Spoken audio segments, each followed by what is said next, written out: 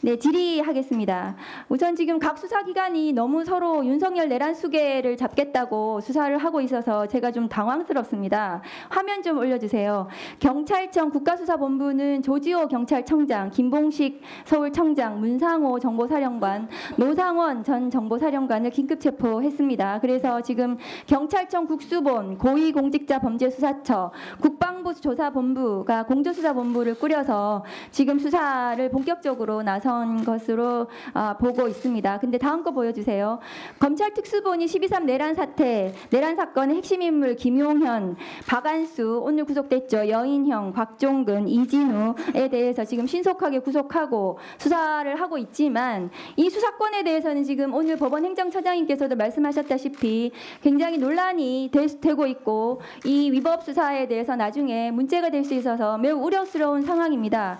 공수처장님 지난 8일 날 검찰과 경찰의 내란 사건 이첩을 요구하셨고 지금 경찰 국수본이 이첩을 했습니다. 맞습니까? 네.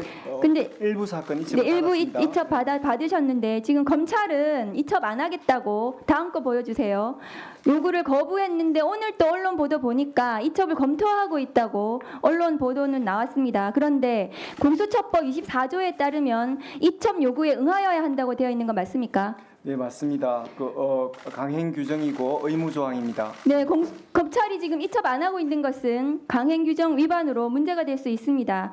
12.3 기사 내란 선포 직후에 밤 11시 전후로 추정되는 시간에 여인영 방첩사령관이 정성우 방첩사 1처장에게 계엄 관련 임무를 지시했고 정우성 1처장이 4개 팀장들에게 검찰과 국정원에서 올 거다. 중요 임무는 검찰과 국정원이 할 테니 그들에게 지원만 하면 된다라고 검찰과 국정원을 언급했다는 것이 지금 그 언론 보도로 났고 그것이 드러났습니다. 그러면 지금 검찰은 이 사건 내란 사건의 수사 대상이지 수사 주체가 될 수 없다고 생각합니다. 이 검찰이 이 내란 사태 당시에 어떤 식으로 이 대통령 혹은 대통령실과 공모했는지 이 계엄사령부하고 공모했는지 부분에 대해서 나중에 수사로 다 밝혀져야 된다고 생각합니다. 왜냐하면은 이것은 당연히 검찰과 뭔가 공모가 있었기 때문에 검찰이 올 거다. 대검의 포렌식 센터가 이 그 선관위의 서버를 포렌식 할 거라는 것이 서로 간에 어쨌든 공모가 있었던 것으로 추정이 되는 거 아니겠습니까? 그럼 내란 사건의 공조 세력입니다.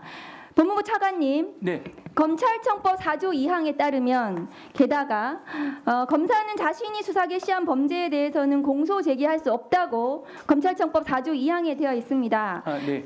그 조정 알고 계시죠? 네, 그렇습니다. 그러면은 이 특수본에서 김용현 등등 수사하고 있는데 이거 기소를 하게 되면 특수본의 기소가 검찰청법 4조 2항 위반이 될 수 있습니다. 수사를 개시한 검사가 기소를 한 것으로 해석될 여지가 있기 때문에 그러니까 지금은 이 검찰의 수사는 수사 자체도 위법성이 있고 나중에 기소를 하더라도 검찰청법 위반 소지가 있습니다.